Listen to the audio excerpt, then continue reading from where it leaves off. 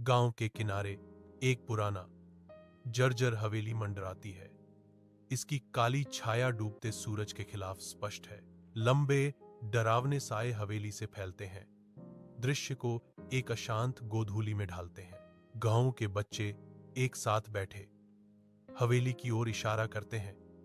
उनकी आंखें डर से खुली हुई हैं और फुसफुसाती कहानियां। एक आशंका की भावना हवा में भारी है, जो हवेली की रहस्यमय और डरावनी उपस्थिति से बढ़ जाती है। अरुण, एक निडर लड़का, आगे बढ़ता है।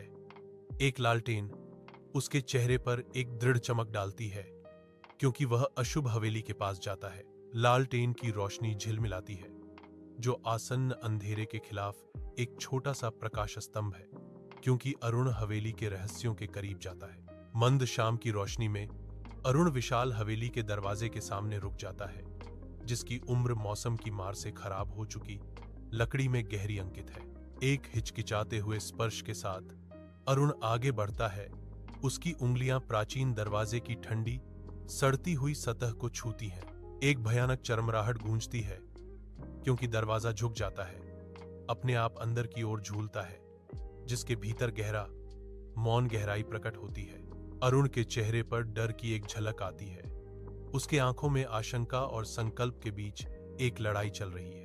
अपने डर के बावजूद अरुण दहलीज पार करता है, हवेली के अज्ञात हृदय में प्रवेश करता है, जो छायाओं से घिरा हुआ है। लालटेन की अजीब लाल चमक में नहाया हुआ अरुण जर्जर हवेली में कदम रखता है, जिसकी छायादार गहराई उसे पूरी तरह से निगल जाती है। मकड़ी के जाले हर सतह पर भूतिया कफन की तरह चिपके हुए हैं, जो वर्षों की उपेक्षा और अनकहे रहस्यों का प्रमाण है। टूटी हुई खिड़कियां खाली आंखों की तरह खुली हैं, जो रात में बाहर देख रही हैं, जैसे धूल के कण बासी हवा में नाचते हैं। पुरानी फीकी तस्वीरें दीवारों पर टेढ़ी मेढ़ी लटकी हुई हैं।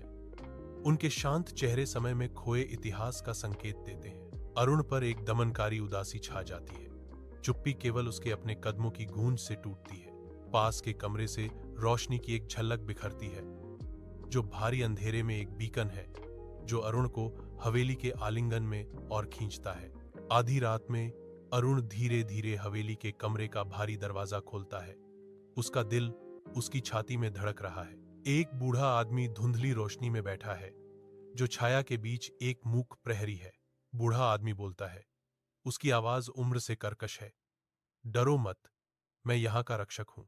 लोग डर के मारे भाग जाते हैं, इसलिए मैं जानबूझकर शोर मचाता हूँ ताकि यहाँ कोई चोरी न करे।